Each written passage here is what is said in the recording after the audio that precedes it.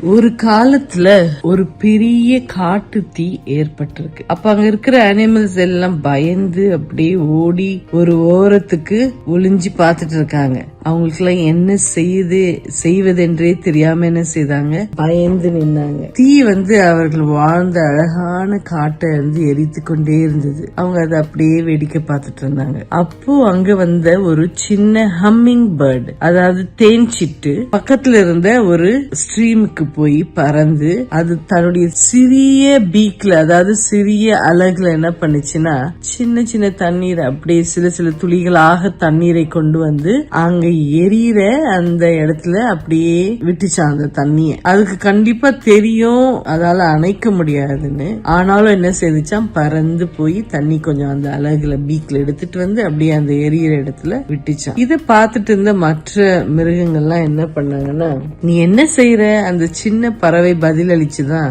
நான் என்னால் முடிஞ்சத செய்யறேன் அப்படின்னு. எத்தனை முறை நாம் பெரிய பிரச்சனைகளை பார்த்து பயந்து எதையும் செய்யாம அப்படியே நின்று கொண்டே இருப்போம். அல்லது மற்றவர்களுடன் நம்ம ஒப்பிட்டு, நான் ரொம்ப சின்னவன்பா, எனக்கு இதுல எந்த பங்கும் இல்ல அப்படின்னு சொல்றோம். ஆனா நாம் சின்னது என்று நினைப்பது தேவனுடைய பார்வையில் மிக பெரியதாக இருக்கலாம். தேவனுடைய பார்வையும் உலகத்தின் பார்வையும் பல நேரங்களில் எதிர்மாறாக இருக்கும் என்பதை கவனித்திருக்கிறீர்களா? உலகம் எப்போதுமே நமக்கு சொல்லுது, முதலில் இரு, நீதான் ஃபர்ஸ்ட் இருக்கணும்னு. ஆனா தேவன் சொல்லுகிறார், கடைசியாக இரு. உலகம் சொல்லுது, ஓடு ஓடு, வேகமாக செய். தேவன் சொல்லுகிறார், அமைதியாக இரு. உலகம் சொல்லுது, பெரியதுதான் சிறந்தது, அதான் பெஸ்ட்னு. தேவன் சொல்லுகிறார், சின்னதும் முக்கியம். லூக்கா 21 அதிகாரத்துல 1-4 வாசிச்சீங்கன்னா, 2 சிறிய காசுகள் மட்டுமே கொடுத்த விதவையை இயேசு என்ன செய்கிறார், பாராட்டினார். அவர் மற்ற எல்லாரையும் விட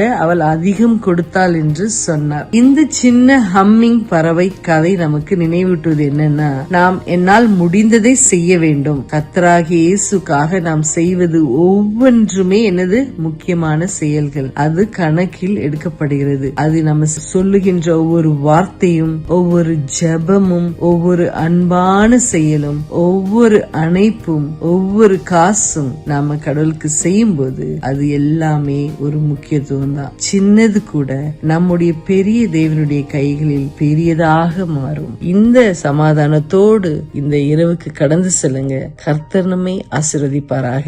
குட் நைட்.